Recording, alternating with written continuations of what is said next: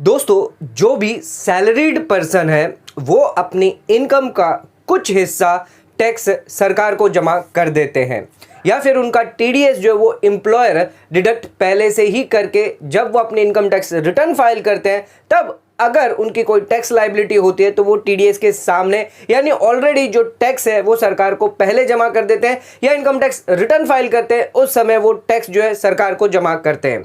एक salaried person retirement के बाद भी जो उन्हें पेंशन मिलती है उस पर भी टैक्स जमा करते हैं। लेकिन आज के इस वीडियो के अंदर हम आपको 5 ऐसे डिडक्शन बताने जा रहे हैं, 5 ऐसी छूट बताने जा रहे हैं जिसके तहत अगर आप एक सैलरीड पर्सन है, रिटायरमेंट के बाद अगर आपको पेंशन मिल रही है तो ये 5 डिडक्शन लेकर आप अपनी टैक्स लायबिलिटी को कम कर सकते हैं। तो कौन से ऐसे डिडक्शन है जिससे आप अपनी टैक्स लायबिलिटी यानी आप अपनी पेंशन इनकम को बचा सकते हैं, टैक्स सेविंग कर सकते हैं और सरकार को टैक्स देने से बचा सकते हैं। लीगली इनकम टैक्स के अंदर कुछ ऐसे प्रोविजन है, कुछ ऐसे प्रावधान है, कुछ ऐसे डिडक्शंस है जो आप क्लेम कर सकते हैं। अगर आपको पेंशन इनकम आ रही है, रिटायरमेंट के बाद आती है तो उस केस में आप अपनी टैक्स लायबिलिटी को कम कर सकते हैं। दोस्तों आइए देखते हैं आज का वीडियो आपके लिए बहुत ज्यादा इंपॉर्टेंट है। चैनल पर नए तो सब्सक्राइब कर लीजिए और बेल आइकन पर नोटिफिकेशन पे क्लिक कर लीजिए ताकि आपको आने वाले सभी नोटिफिकेशन रिगार्डिंग हमारे वीडियो से रेगुलरली मिलते रहें। स्टार्ट करते हैं अपने वीडियो को बिना देरी करते हुए।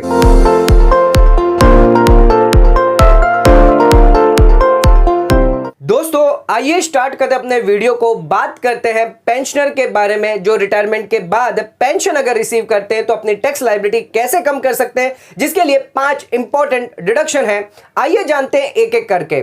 हमारा जो सबसे पहला जो डिडक्शन है जो पेंशनर के केस में आपको अलाउ किया जाता है वो है स्टैंडर्ड डिडक्शन। अगर आप एक सैलरीड एम्प्लॉय है, सैलरीड क्लास पर्सन है या अगर आप एक पेंशनर है जो पेंशन रिसीव करा अपने फॉर्मर एम्प्लॉयर से, तो उस केस में आपको फ्लैट डिडक्शन 50,000 अलाउ किया जाता है। दोस्तों ये जो 50,000 है वो आपको ओल्ड रिजिम में तो अलाउ किया जाता था, लेकिन इस बार बजट 2023 के अंदर 1 अप्रैल 2023 से अब आपको न्यू स्कीम में भी अलाउ किया जाएगा। न्यू स्कीम में आपको 7 लाख तक की रिबेट मिल जाती है, प्लस ये 50,000 डिडक्शन अगर एडिशनली मिलाए तो 7.5 लाख तक की इनकम पर आपको कोई भी टैक्स नहीं लगेगा। यानी अगर आपकी पेंशन अगर आती है 7.5 लाख रुपए तक, आपको 1 रुपए का भी टैक्स नहीं देना है। टैक्स की जो स्लैब है वो 3 लाख से 6 लाख तक स्टार्ट है, 6 लाख से 12 लाख है। लेकिन जो रिबेट है 87A का दिया जाता है, जिसके अंदर अगर आपकी 7 लाख के अंदर इनकम है तो आपको 25,000 टैक्स की छूट दी जाएगी और एडिशनली आपको स्टैंडर्ड डिडक्शन भी दिया जाता है 50,000 रुपए।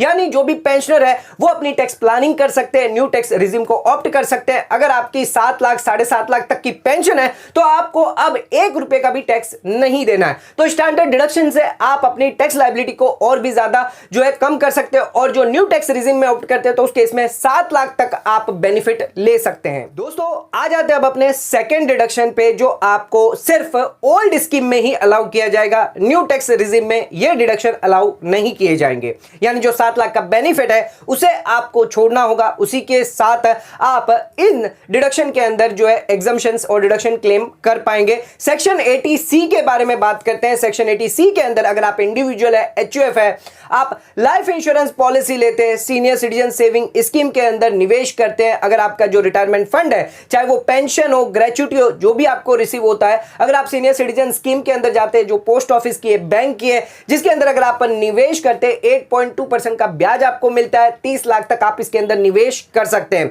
जो भी ब्याज मिलेगा, जो भी निवेश आप करेंगे, इन्वेस्टमेंट जितना भी आप करेंगे, डिपॉजिट जितना भी आप करेंगे, पूरे साल के अंदर 1.5 लाख तक की आपको छूट मिल जाती है इनकम टैक्स के अंदर। यानी हर साल आप 1.5 लाख तक की छूट ले सकते हैं। तो जो भी आपकी पेंशन इनकम आ रही, जो भी रिटायरमेंट बेनिफिट आ रहा है, आप सीधा सीधा निवेश कर लीजिए और सेक्शन 80C के तहत आपको 1.5 लाख की छूट मिल जाती है। और भी बहुत सारे ऑप्शन है जो सेक्शन 80C के अंदर दिए गए हैं। नेशनल सेविंग सर्टिफिकेट में आप जो है इन्वेस्टमेंट करके 7.7% तक का ब्याज आप कमा सकते हैं। इसके साथ आप पीपीएफ के अंदर, पब्लिक प्रोविडेंट फंड के अंदर भी निवेश कर सकते हैं, या फिर आप चाहें तो 5 साल की फिक्स डिपॉजिट भी करवा सकते हैं। 5 साल की फिक्स डिपॉजिट डिपॉजिट पर आपको 7.5% तक का ब्याज दिया जाता है पोस्ट ऑफिस द्वारा। अगर आप 1 साल की, 2 साल की, 3 साल की फिक्स डिपॉजिट करते हैं तो उस केस में 80C का बेनिफिट आपको नहीं मिलेगा। लेकिन अगर आप 5 साल की टर्म डिपॉजिट, फिक्स डिपॉजिट करते हैं पोस्ट ऑफिस के अंदर, तो आप ध्यान रखिएगा 7.5% आपको ब्याज मिलता रहेगा और आपको 1.5 लाख तक की छूट हर साल आपको सेक्शन 80C देता रहेगा। यानी हर साल अगर आप 1.5 लाख तक की अगर फिक्स डिपॉजिट करते हैं 5-5 साल के लिए, तो उस केस में हर साल आप 1.5 लाख रुपया 80C के अंदर जो है छूट ले सकते हैं। आ जाते हैं अपने नेक्स्ट डिडक्शन पर, जो आप सभी पेंशनर को या जो सीनियर सिटीजन है जिनको पेंशन इनकम आ रही है, रिटायरमेंट फंड आ रहा है, जो भी पेंशन इनकम आ रही है आप बैंक अकाउंट में रख रहे हैं, सेविंग बैंक अकाउंट के अंदर ब्याज अगर आप कमा रहे हैं, फिक्स डिपॉजिट करके फिक्स डिपॉजिट का ब्याज अगर आप कमा रहे हैं, या फिर रिकरिंग डिपॉजिट में आप रख के recurring deposit, monthly recurring deposit में पैसा जमा कर रहे हैं, तो उस केस में आप डिडक्शन क्लेम कर सकते हैं 50,000 रुपए तक। सेक्शन 80DT-B के तहत जो भी सीनियर सिटीजन है, जो भी पेंशनर है, जिनको पेंशन इनकम आ रही है और उस पेंशन इनकम की वो सेविंग बैंक अकाउंट के अंदर पैसा उनका रखा हुआ है, उस सेविंग बैंक का ब्याज उन्हें मिल रहा है, या वो फिक्स डिपॉजिट करते हैं 1 साल की, 2 साल की, 3 साल की या 5 साल की फिक्स डिपॉजिट करते हैं, और जो भी फिक्स डिपॉजिट वो कर रहे हैं, जो भी ब्याज उनको आ रहा है, कुल मिलाकर सभी ये जो ब्याज है, रिकरिंग डिपॉजिट का जो ब्याज है, पूरे साल के अंदर 50,000 तक उन्हें छूट दी जाती है। यानी 50,000 तक बैंक जो है कोई भी टीडीएस डिडक्ट नहीं करेगा। अगर आपका 50,000 से ज्यादा जाता है तो बैंक जो वो टीडीएस डिडक्ट कर लेती है। लेकिन अगर आपकी बेसिक एग्जम्पशन लिमिट 3 लाख या 5 लाख से कम है, सीनियर सिटीजन जिनकी 3 लाख है, जिनकी एज 60 साल से ज्यादा है, या फिर आप सुपर सीनियर सिटीजन है 5 लाख तक अगर आपकी बेसिक एग्जम्पशन है, आपकी एज 80 साल या उससे ज्यादा है, तो उस केस में आपकी बेसिक एग्जम्पशन से अगर इनकम कम है और अगर आपका जो टीडीएस है, जो इंटरेस्ट इनकम है, वो 50,000 से ज्यादा है, तो बैंक आपका टीडीएस डिडक्ट नहीं करेगी अगर आप फॉर्म 15H जमा कर देते हैं। और अगर बैंक टीडीएस डिडक्ट कर भी लेती है तो आप अपना इनकम टैक्स रिटर्न फाइल करके उसको रिफंड भी क्लेम कर सकते हैं। ध्यान रखिएगा 50,000 तक की छूट आपको इंटरेस्ट इनकम पर मिल जाती है, चाहे वो सेविंग बैंक अकाउंट का हो, फिक्स डिपॉजिट का हो, या फिर आरडी रिलेटेड कोई डिपॉजिट अगर आप करवाते हैं, चाहे पोस्ट ऑफिस में करवाते हैं, चाहे आप बैंक में करवाते हैं, 50,000 तक का सेक्शन 80DT-B के तहत आप छूट लेकर अपनी टैक्स लायबिलिटी को, अपनी पेंशन इनकम को टैक्स लायबिलिटी से कम कर सकते हैं। दोस्तों आ जाते हैं अब अपने फोर्थ डिडक्शन पर। तो हो सकता है मेडिकल एक्सपेंडिचर आपको अर्जेंसी में कभी कभी आ जाता है। अगर आप एक पेंशनर है, आपकी एज हो गई है, मेडिकल एक्सपेंडिचर आ जाता है, तो उसका भी टैक्स की छूट आप इनकम टैक्स के अंदर ले सकते हैं। सेक्शन 80D के अंदर 25,000, कुछ केस के अंदर आप 50,000 तक का डिडक्शन ले सकते हैं। अगर आप एक इंडिविजुअल है, HUF है, दोनों ही ये डिडक्शन क्लेम कर पाएंगे। इंडिविजुअल की बात करें, अगर आप खुद पर, अपने स्पाउस पर, अपने बच्चे पर, जो आप पे डिपेंडेंट है, उस पर अगर आप मेडिकल हेल्थ इंश्योरेंस पॉलिसी लेते हैं, प्रीमियम पे करते हैं, तो 25,000 तक का डिडक्शन मिलता है। अगर आप नॉन सीनियर सिटीजन है, अगर आप में से कोई भी सीनियर सिटीजन है, या आप खुद या आपके स्पाउस सीनियर सिटीजन है, तो उस केस में आपको 50,000 तक का डिडक्शन मिल जाता है। दोस्तों एडिशनल और डिडक्शन आप क्लेम कर सकते हैं 25,000 और 50,000। अगर आपके जो पेरेंट्स है उनके लिए अगर आप मेडिकल हेल्थ इंश्योरेंस पॉलिसी लेते हो, अगर वो नॉन सीनियर सिटीजन है, तो 25,000 तक का डिडक्शन आप क्लेम कर सकते हैं, और अगर वो भी सीनियर सिटीजन है तो 50,000 तक का डिडक्शन आप क्लेम कर सकते हैं। यानी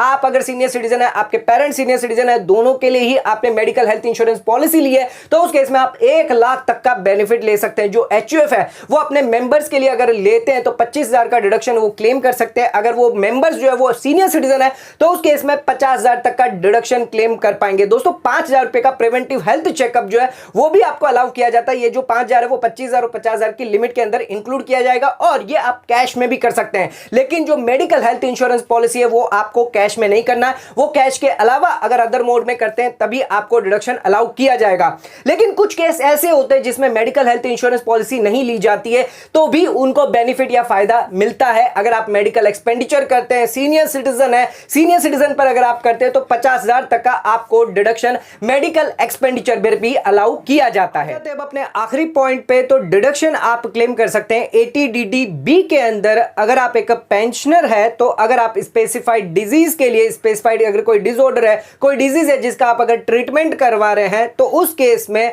आप डिडक्शन क्लेम कर पाएंगे। अगर जो डिडक्शन है वो अगर कोई नॉन सीनियर सिटीजन है तो उस केस में आप 40,000 तक का डिडक्शन क्लेम कर सकते हैं। और अगर आप सीनियर सिटीजन है, सुपर सीनियर सिटीजन है, यानी अगर आपकी एज जो है वो 60 साल या उससे ज्यादा, अगर आप एक पेंशनर है, आपकी एज 60 साल या उससे ज्यादा है, तो उस केस में आप 1 लाख रुपए तक का डिडक्शन क्लेम कर सकते हैं। लेकिन ये जो डिडक्शन है, अगर आपको इंश्योरेंस कंपनी से कोई पैसा आ जाता है या फिर अगर कोई इंप्लॉयर है वो आपको अगर पैसा दे देता है, तो जो भी डिडक्शन होगा उसमें से वो अमाउंट जो है वो डिडक्ट कर ली जाएगी। जो कैंसर हो गया, जो स्पेसिफाइड डिजीज है, जैसे कि कैंसर हो गया, एड्स हो गए, क्रॉनिकल रीनल फेलियर हो गया, न्यूरोलॉजिकल डिजीज हो गए, इन सभी डिजीज के लिए अगर जो भी आप पे डिपेंडेंट है उनके लिए आप स्पेसिफाइड ट्रीटमेंट करवाते हैं। कोई भी डिसऑर्डर उनको हो गया, जो भी पेरेंट्स है, स्पाउस है, सिबलिंग्स है, जो भी चिल्ड्रंस है, उनके लिए अगर आप स्पेसिफाइड ट्रीटमेंट करवा रहे हैं डिजीज के लिए, तो जो भी आप खर्चा कर रहे हैं तो उस खर्चे का डिडक्शन आपको 80DD-B के अंदर अलाउ किया जाता है। 40,000 रुपया नॉन सीनियर सिटीजन के लिए और 1 लाख रुपया सीनियर सिटीजन के लिए आपको छूट दी जाएगी। तो दोस्तों,